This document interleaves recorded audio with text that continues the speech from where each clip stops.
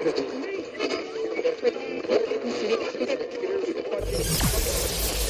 ready for unique, rare, and little-known treasures from the golden age of radio. You're listening to The Amazing World of Radio with Adam Graham. Well, we continue our summer series brought to you by our Patreon supporters at patreon.greatdetectives.net and featuring radio adaptations of the works of Robert Louis Stevenson. And this comes from a rare series and from a very specific time period during that series, so we'll provide some introduction. Particularly since this episode is missing the commercials and the opening and closing, so we just get the body of the story. This Is My Best was a radio series that aired over CBS from 1944 to 1946, and it was sponsored by the Cresta Blanca Winery.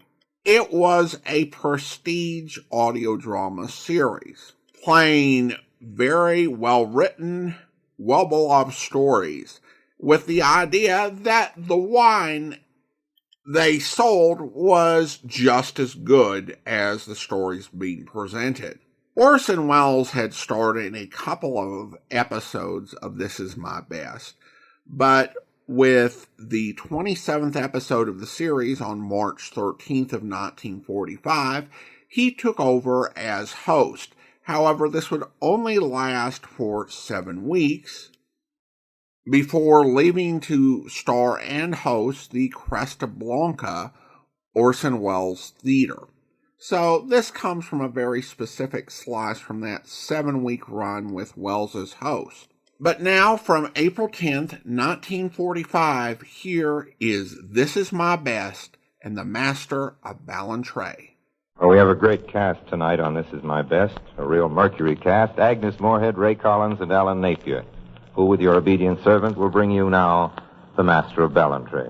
The scene is Scotland, a strange part of it, a place of barren moors, within earshot of the thunderous surf that beats savagely in all weather on the rocky Solway shore. Wa duris in duris dear, aim to tie and aim to ride, an ill day for the groom and a war day for the bride.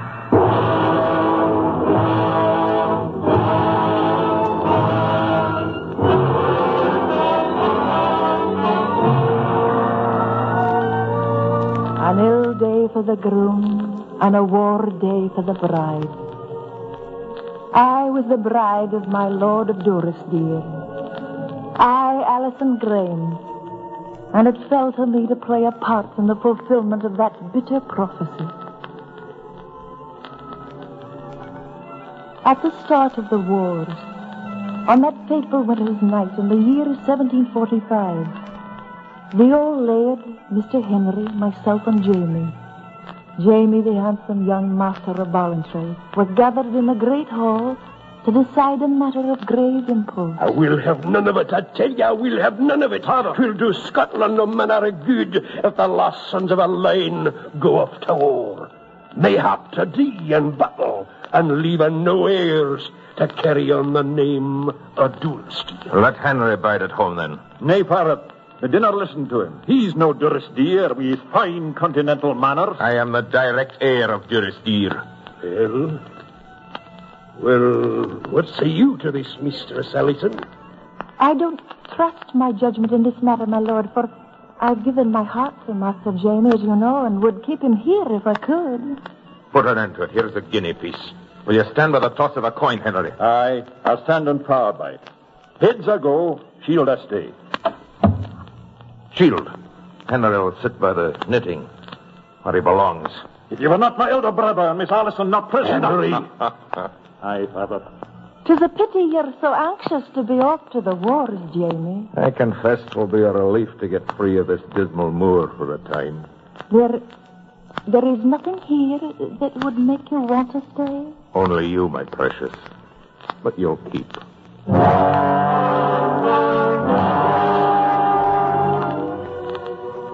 I'm so it was Jamie rode away to the north, which was the more sorrowful for us to remember when it seemed too late. For the rebellion was a lost cause from the start, and included in the news of the rebels' defeat was the news of the death of my intended husband, the master of Ballantrae. As soon as the old lord received the news, he called Mr. Henry to his side. Henry, I still have one son, and I'll do you this justice. It is the kinder of the two that is left. Thank you, Father.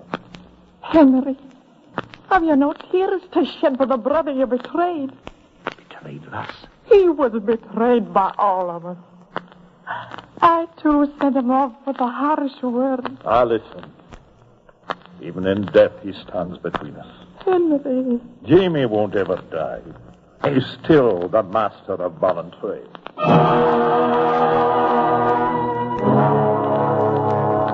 He spoke truer than he knew. Some 8 years after that, it happened that Agnes McKellar, the good and faithful steward of our house, while walking along the rocky Solway shore one afternoon, espied a stranger on the edge of Craighead. Hello there. Here, my good man. Here are some things for Doris, dear. Doris, dear? The master said nothing of expecting a visitor from abroad. Oh, you don't know me, my friend. I know your name and nickname. Come now. We'll miss out on supper at the hall. Mr. Henry will have something besides cold mutton on the board, I trust. Or is he still as stingy as of old? You, Jamie. I didn't know you with your London speech. You're the master. Right, McKellar. The master of Ballantrae. In the name of heaven, what brings you here? If the king's men learn of it, you'll surely be hanged, Master Jamie. It's the fate of all who fought with the rebels. I'll warrant my brother would not be sorry to see me hang if it were not for the disgrace that it'd bring on the family. Oh, no, Master James. Your brother has been more than loyal to you.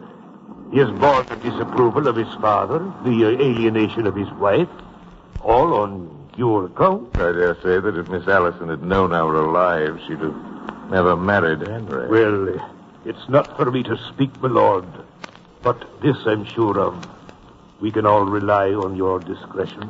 Oh, have no fear of that, McKellar. I'll be very discreet.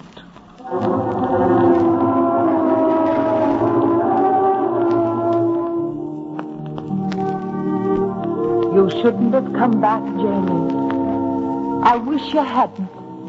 Are you like Henry? Do you wish I were truly dead? Jamie, don't say such things. How could you have married him? He was never for you. He loved me, Jamie. I thought he needed me. He's taken my name, my birthright, my intended wife. But what you feel for me deep down in your heart, he can't take that, can he? Allison, answer me. No, he can't take that. Heaven help me. I still love you, Jamie.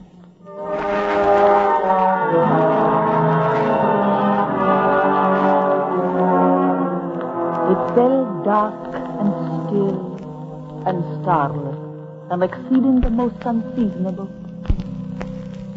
I will leave their description to one who saw them at first hand. A full account is to be found in the private journal of our good steward, McKellar. January 27th, 1757. May God have mercy on this house. We have set ourselves to pass the evening with a game of cards. The master of Ballantrae, Mr. Henry, and myself. 12 was already gone some time upon the clock, and the servants long ago in bed. Master Henry, it is yours to play. That's a very strange thing, how even in a game of cards, you display your rusticity. You play, Jacob, like a bonnet laird or a sailor in a tavern. The same dullness, the same heavy greed. Mr. Henry continued to look at his cards as though very maturely considering some play, but his mind was elsewhere. You know, my dear Henry, with all those solid qualities which I delight to recognize in you, I never knew a woman who did not prefer me. Nor I think, who did not continue to prefer me. You coward. Mr. Henry laid down his cards. He rose to his feet very softly and seemed all the while like a person in deep thought. Any particular violence, he struck the monster in the mouth. A blow. I would not take a blow from God Almighty. Gentlemen. You know what this means? Aye. It was the most deliberate act of my life. I must have blood. I must have blood for this. Please, God, it shall be yours. There are swords on the wall there. Take them down, McCullough, and see that we play fair. I think it very needful. The steward here can bring a pair of candles. There is no breath of air. I took up the candlesticks and went before them, forth from the house. It was as he said. There was no breath stirring. A windless stricture of frost had boned the air, and as we went forth in the light of the candles, the blackness was like a roof over our heads. Ne'er a word was said. There was near a sound but the creeping of our steps along the frozen path. Here is the place. Set down the candles. I did as he bid me, and presently the flames went up as steady as in a chamber in the midst of the frosted trees. And I beheld these two brothers take their places. The light is something in my eyes. I will give you every advantage, for I think you're about to die. Henry Dury, if you fall, I shift out of this country to where my money is before me. If I fall, where are you? My father, your wife, who's in love with me, as you very well know, your child who prefers me, how these will avenge me. Had you thought of that, dear Henry?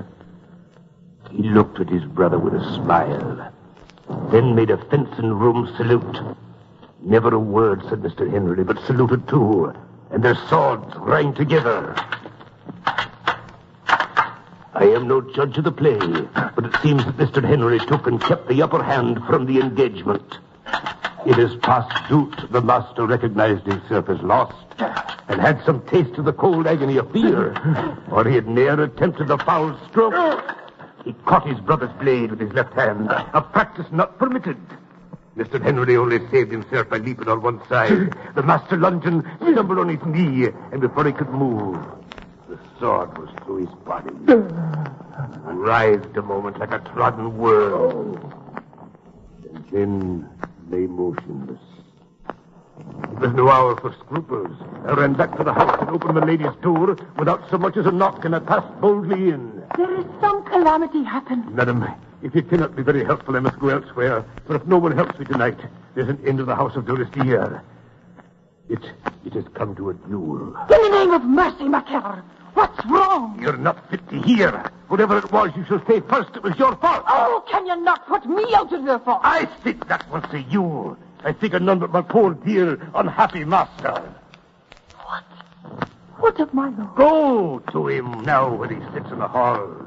Speak to him. If that's what you say, give him your hand and say, I know all. And if God gives you grace enough, say, forgive me. Oh, God strengthen you and make you merciful. I will go to my husband.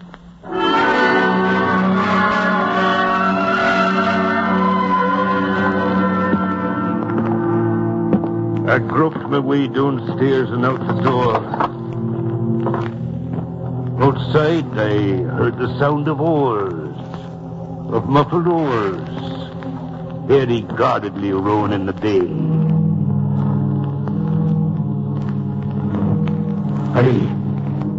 I reached the place. My heart thumped upon my ribs. The hair stirred upon my scalp. I listened till my ears ached. The night was hollow about me like an empty church. There was the blood stain, and a little further off, Mr. Henry's sword. McKellar! McKellar! It's gone. Why are you here? It's gone! What's gone? The master of Ballantrae. the body has disappeared.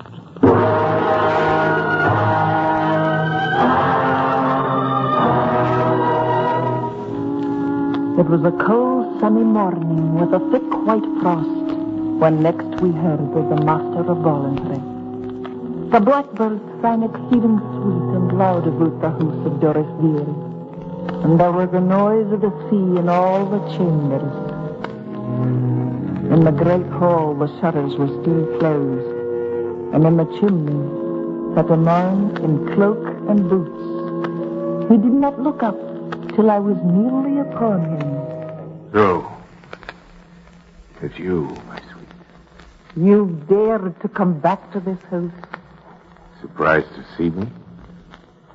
Henry said we'd never see the last of you. No more, will you?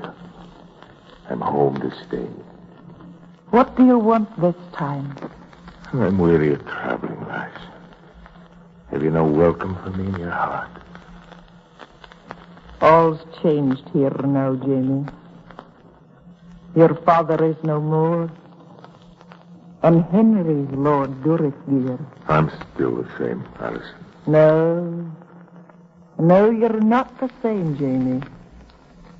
You're getting an old man. If you could see yourself, you'd perhaps nay dwell on the topic, my lady. How does the world go with you? I have undone what I could of the injustice I've done to Henry. He has all my love now. So now he has that, too. I'll not let him have the better of me, mark my words.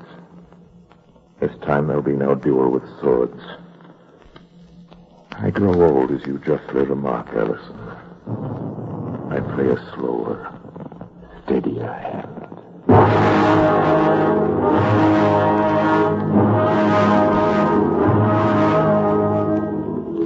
Look at him out there, having my son's mind against me.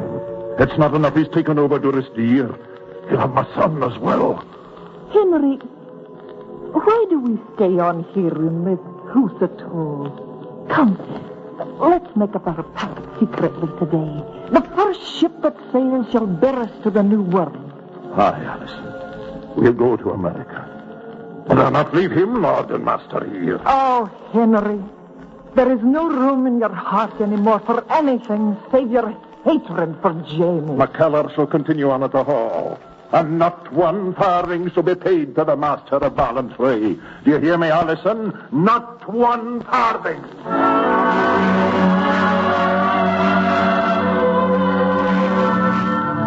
Before dawn the next morning, we slipped out of the side postern into a night of darkness, scarce broken by a star or two. And so, at last, we were gone indeed, having looked our last on the kind roof of Doris dear, our faces toward the barbarous country of America.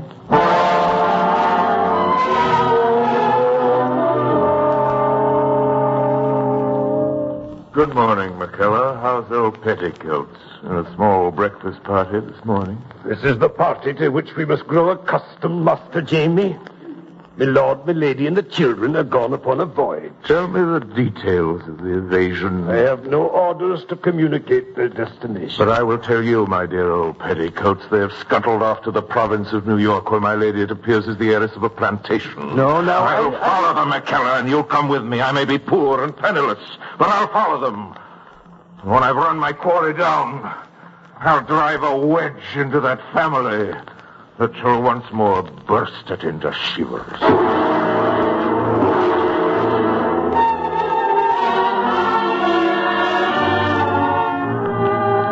February 23rd, 1763. America. The public disgrace of Jamie's arrival penniless rankles in his bones. In a poor quarter of the town, above a wretched hovel, he's hung a placard which reads, James Dury, formerly master of Ballantrae, clothes neatly clouted. And underneath this, when he has a job, my brother-in-law sits busily stitching. The sometime heir of a proud family, set up cross-legged in public. for a reproach upon his brother's meanness. My good man, have you no finished mending my breeches yet? Have a heart, Henry. Have a heart. Take your custom elsewhere. I need it, I'll be frank with you. I have not eaten these 3 days. This is no pose any longer. I really need your custom. Henry, this is no manner of behavior to flaunt your hatred thus. Allison. So you still have a heart. Not for you, Jamie. It's Henry I'm thinking of. It's not good for him. What's not good for me, my dear? Hatred? I grow fat upon it.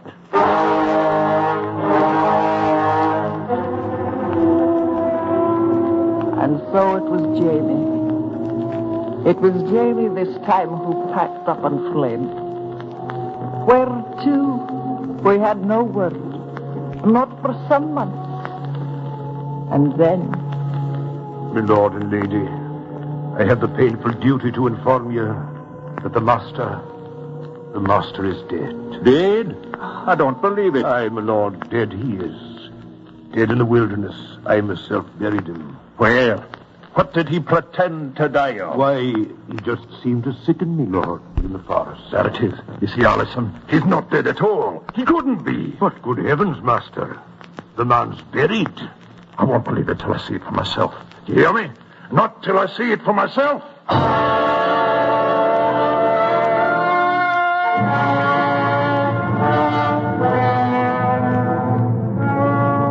in the wilderness, my poor, distracted husband came upon his brother's grave. None of us could stop him. I won't believe it. I'll dig him up and see. I won't believe it. He's been dead before. I'll come back to torture us alive again. I won't believe it till I see.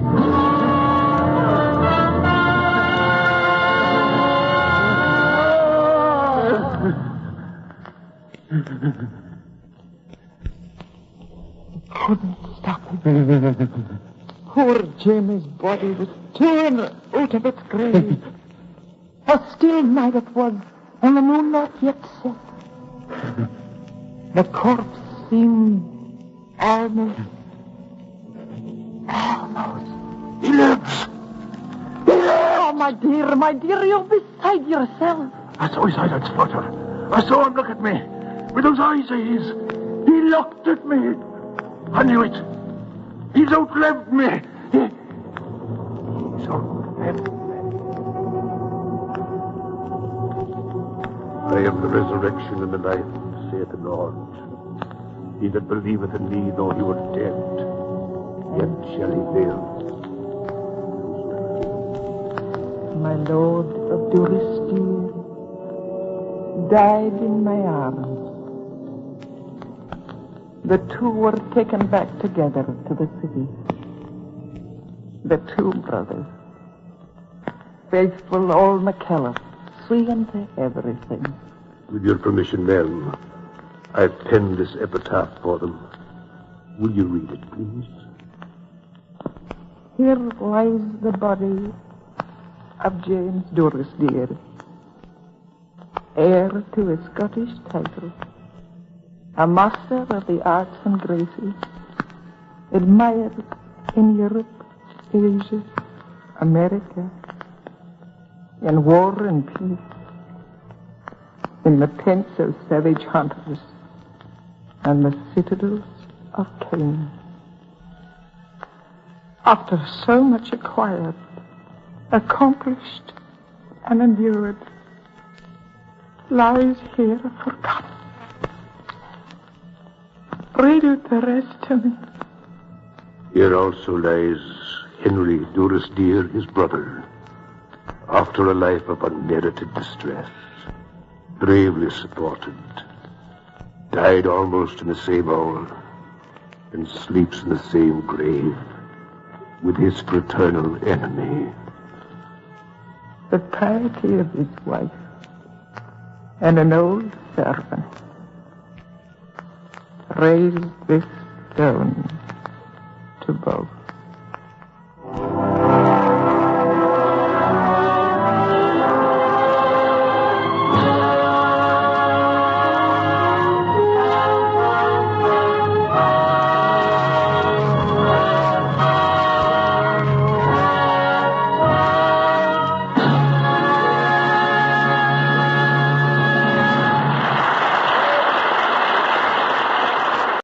welcome back. Probably one of the more downbeat stories we've heard from Stevenson this series. I'd say even more so than Dr. Jekyll and Mr. Hyde. Of course, that's very much sci-fi horror and a bit removed from reality. This one was all too relatable and human. It's got action and adventure, and the trailer for the 1953 film version really played up the sort of swashbuckling adventure story angle, but it's really a family tragedy of revenge. The downbeat ending is something that some modern adapters, or more modern adapters, kind of pulled back from. For example, I found the 1984 Hallmark version with Michael York as Jamie and Richard Thomas as Henry. And at the end of that version, Jamie died, but Henry rides off for a happy ending with his wife and family. Stevenson had a better grasp of humanity. He didn't just tell a story about one brother persecuting another, but how the feud destroyed both of them. Henry, being better tempered and kinder, still fell into dangerous and destructive hatred. It's a reminder that you can be right at the beginning and end up very wrong indeed. The plot, of course, is greatly abbreviated. We essentially have 23 minutes. The audiobook of this story runs more than 8 hours, and there have been movies of 2 hours and 2.5 hours made based on this story. However, a great cast, and with an especially strong performance by Agnes Moorehead, really does carry the dramatic weight of the story and really bring home its truth. If you notice the name of Alan Napier, and that stood out to me, he would go on to play Alfred Pennyworth in the 1960s Batman TV series. Well, now we do turn to listener comments and feedback, and we have a couple of comments on the last Orson Welles production we featured. And we start over on Instagram, where Brains Benton writes, "What a fun, energetic adaptation of Treasure Island. Ray Collins did a great job as Ben Gunn. I got curious about the timeline. This broadcast was created 60 years after the novel was published, and now we are enjoying it 90 years after it originally aired. Amazing how a good story can sail through the years." Haha. Well, thank you so much, Brains, and I appreciate the comment. And again, fantastic cast on the Mercury Theater version. I will say that as a story, Treasure Island just continues to have a great appeal. In fact, it's not just the 1938 version. Anyone who does audio drama tends to have a version of Treasure Island. Certainly Big Finish Productions, Colonial Radio Theater had one. Audible did one not too many years back. And there have been quite a few live action and animated versions and derivatives released in my lifetime. And it's not just a matter of Treasure Island being in the public domain, which makes it easy to use from a rights perspective, but it is the fact that its themes just continue to be so relevant and connect with people all of these centuries later. Emmett writes, "Was there ever a radio program from the Mercury Theater that wasn't good? Here I am on the second episode and I am hooked." Well, I think that the original Mercury Theater remains very popular and very well loved among fans of classic radio drama. Of course, after that original Mercury Theater, then you had the Campbell's Playhouse and various incarnations and takes on it over the course of the next 8 years or so, and not all of those were as well beloved. But the original Mercury Theater, with that cast of actors who Orson Welles worked with, was absolutely phenomenal. And that run of the program, is very highly regarded, and it's top-notch prestige drama with Orson Welles at his creative peak and Agnes Moorehead building a reputation that would make her one of the golden age of radio's greatest stars, and a solid cast of supporting players.